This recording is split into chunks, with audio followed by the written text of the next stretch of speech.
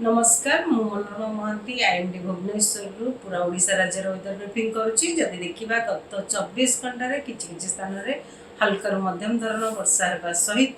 प्रबल वर्षा गोटे स्थान रेकर्ड कर जोटा कि आम सोनपुर जिलार डुंगुरी पाली 70.0 मिलीमीटर रेनफॉल रेकर्ड कर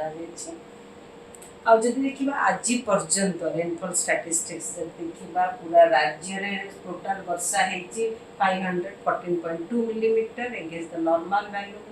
450.8 मिलीमीटर से आम राज्य में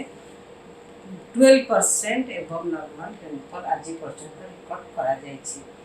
वर्तमान गोटे साइक्लोनिक सर्कुलेशन रही कोरियन साइक्लोनिक सर्कुलेशन रही वेस्ट सेंट्रल ऑफ ता पाखापाखि north west bay of Bengal रे जहार उच्चता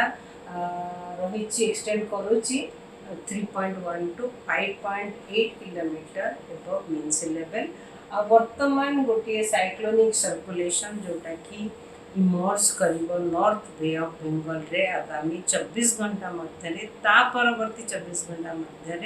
यार इन्फ्लुएंस रे गोटे लो प्रेशर एरिया फॉर्म होबार संभावना रही नॉर्थ बे ऑफ बेंगल रे और उत्तर बंगोपसागर रे जहाँ कारण रे 24 तारीख 25 तारीख रे वर्षा परिमाण बढ़िबार संभावना रही पूरा राज्य में आगामी 24 घंटा अनेक स्थान में हल्का मध्यम धरण वर्षा होगा सहित प्रबल वर्षा गोटे कि दुईटा स्थान में होगार संभावना रही जमीक मयूरभंज केन्दुझर नवरंगपुर कोरापुट मालकानगिरी रायगढ़ और गजपति जिले में ता सहित अलग जिला गुड़िक गोटे कि दुईटा स्थान में बिजुली घड़घड़ी सहित झटका पवन 30 ରୁ 40 किलोमीटर पर आवर रही संभावना रही काली जब देखा 24 तारीख अधिकांश स्थान में हल्का मध्यम धरण वर्षा होगा सहित प्रबल अति प्रबल वर्षा गोटे कि दुईटा स्थान होगार संभावना रही जमीक मयूरभंज केन्दुझर कोरापुट मालकानगिरी जिले में ता सहित प्रबल वर्षा गोटे कि दुईटा स्थान होगार संभावना रही जमीक सुंदरगढ़ देवगढ़ अनुगुल ढेंकानाल जाजपुर भद्रक बालेश्वर केन्द्रापड़ा एंड जगतसिंहपुर केन्द्रापड़ा जिले में ता सहित आमर आते जिला उपकूलवर्ती अंचल रही से जिला गुड़िक भी बिजुली घड़घड़ी सहित झटका पवन गोटे कि दुईटा स्थान होगार संभावना रही झटका पवन गति रहा 30 ରୁ 40 kilometre per our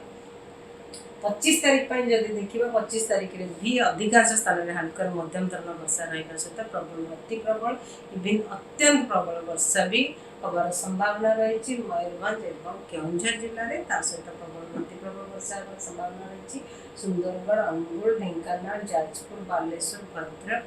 Kendrapara Jagatsinghpur जिले में ता सहित प्रबल वर्षा गोटे कि दुईटा स्थान में रही संभावना रही आउ जिते जिला रहा इंटीरियर ओडिशार अभ्यंतर ओडिशार आउ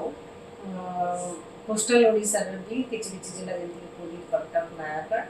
आउ साउथ कोस्टल ओडिशार जो उपकूलवर्ती जिला गुड़िक वर्षा रु प्रबल वर्षार वार्निंग दि जाए ना 26 तारीख में जब देखा 26 तारीख में भी अधिकांश स्थान में हल्का मध्यम धरण वर्षा होगा सहित प्रबल अति प्रबल वर्षा होगा संभावना रही सुंदरगढ़ केन्दुझर मयूरभंज जिले में ता सहित प्रबल वर्षा गोटे कि दुईटा स्थान होगार संभावना रही झारसुगुड़ा बरगढ़ संबलपुर देवगढ़ अनुगुल ढेंकानाल गजपति कोरापुट और मालकानगिरी जिले में आउ 27 तारीख में भी वर्षा कंटिन्यू हल्का मध्यम धरण वर्षा अधिकांश स्थान होगा सहित प्रबल वर्षा गोटे कि दुईटा स्थान में जमीक सुंदरगढ़ झारसुगुड़ा संबलपुर बरगढ़ जिले में सहित अभ्यंतर ओडिशार अन्य जिला गुड़िक बिजुली घड़घड़ी सहित झटका पवन 30 ରୁ 40 किलोमीटर पर आवर रही संभावना रही 28 तारीख में अनेक स्थान में हल्का मध्यम धरण वर्षा होगार संभावना रही सहित गोटे कि दुईटा स्थान में प्रबल वर्षा भी हो पाए 29 तारीख में अनेक स्थान में हल्का मध्यम धरण वर्षा होगार संभावना रही किंतु प्रबल वर्षा होगार विशेष संभावना ना आ फिशरमैन वार्निंग आम 24 तारीख ରୁ 27 तारीख पर्यंत दि जाए जोटा कि मत्स्यजीवी मानक समुद्र भितर को मना बारण कारण समुद्र अशांत रफ टू वेरी रफ रहा सहित स्कली वेदर मान वर्षा सहित